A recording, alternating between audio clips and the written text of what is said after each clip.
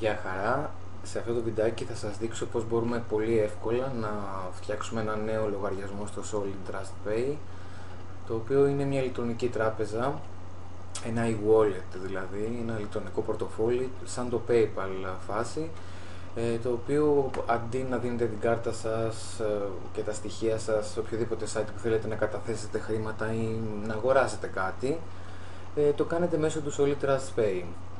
Εγώ, ας πούμε, που δουλεύω με κάποιες εταιρείες του εξωτερικού για να βγάζω κάποιο έξτρα εισόδημα, χρειάζεται, κάνω αυτή τη διαδικασία τέλος πάντων μέσω του Solid Trust Pay. Δηλαδή και μπορώ να καταθέσω χρήματα κάπου, αλλά και κάποια κερδισμένα μου χρήματα μπαίνουν στο Solid Trust Pay και η Solid Trust Pay τα στέλνει σε δικούς μου λογαριασμούς στην Ελλάδα. Λοιπόν, ξεκινάμε λοιπόν πώς κάνουμε τη διαδικασία αυτή. Πατάμε εδώ δεξιά το πορτοκαλί κουμπάκι Sign Up.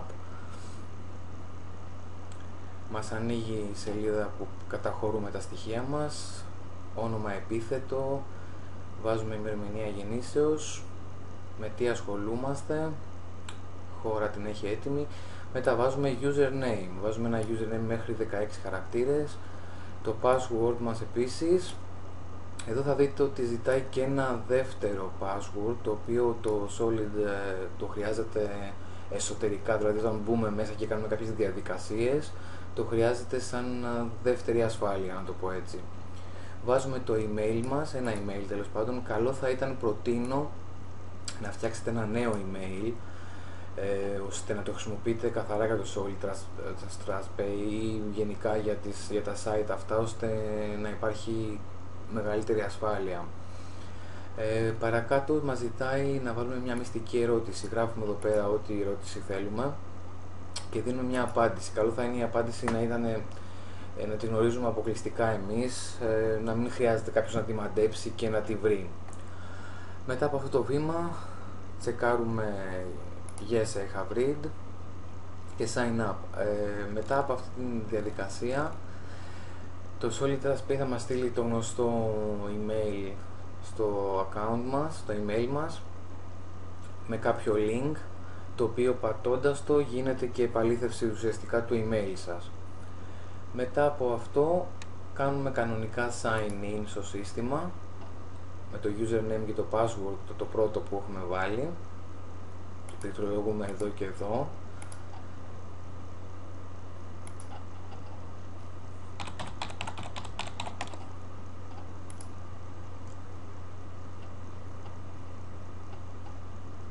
Βλέπουμε εδώ πέρα την αρχική μας καρτέλα, θα μιλήσουμε αργότερα γι' αυτό.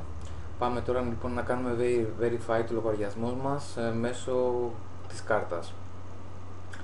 Πηγαίνουμε Credit and Debit Cards, πατάμε Click here to add a card και πληκτρολογούμε εδώ πέρα το ονοματεπώνυμο μας όπως το γράφει η κάρτα, τον αριθμό χωρίς κάποια κενά και παύλες, τον αριθμό της κάρτας, συγγνώμη. Παρακάτω γράφουμε την ημερομηνία λήξης, το μήνα και το χρόνο και στο σημείο εδώ πέρα διαλέγουμε τι κάρτα είναι. Οι τρεις τελευταίες είναι κάρτες της Solid Trust Pay, οπότε δεν μας ενδιαφέρει στην παρούσα φάση. Βάζουμε Mastercard ή Visa. Εγώ έχω κάνει για το βίντεο αυτό, έχω βάλει μια Mastercard. Λοιπόν, μόλις πατήσουμε Submit θα μας πει το σύστημα ότι έγινε η προσθήκη καλώς. Γυρίζουμε πάλι στην προηγούμενη σελίδα και βλέπουμε στο τέλος της κάρτας μας, στο σημείο που είναι η καταχώρηση της κάρτας, τα Options, Verify Instantly. Πατάμε εκεί πέρα και το Solid Trust Pay μας δίνει δύο επιλογές. Η πρώτη που δίνει με το default είναι να κάνουμε verify την κάρτα μέσω της webcam μας. Βέβαια εγώ δεν το συνιστώ αυτό, γιατί είναι λίγο δύσκολη η διαδικασία να δει η κάμερα τις λεπτομέρειες της κάρτας και με πέδεψε λιγάκι αυτή η διαδικασία, οπότε πάτησα κάποιο link το οποίο λέει ότι δεν έχω webcam. Αν δεν έχετε webcam, τι να κάνετε, και μας δίνει αυτή την εικόνα που βλέπετε εδώ πέρα, να σκανάρουμε δηλαδή εμείς την κάρτα μας και να βάλουμε την μπροστινή πλευρά στο document 1. Τώρα, αν η κάρτα σας είναι πιστωτική, ο οποίο θα έχετε και ένα λογαριασμό, σκανάρετε στο document 2 και το επιλέγετε credit card statement. Αν όμως είναι ή εικονική ή προπληρωμένη, debit δηλαδή, δεν χρειάζεται να βάλετε. Εμένα μου την εγκρίναν έτσι δηλαδή. Μετά από 2-3 μέρες θα περιμένετε να κάνει έγκριση της κάρτας η Solid, οπότε θα μπορείτε να κάνετε και την πρώτη σας κατάθεση. Λοιπόν, πώς βάζουμε χρήματα στο Solid TrustPay.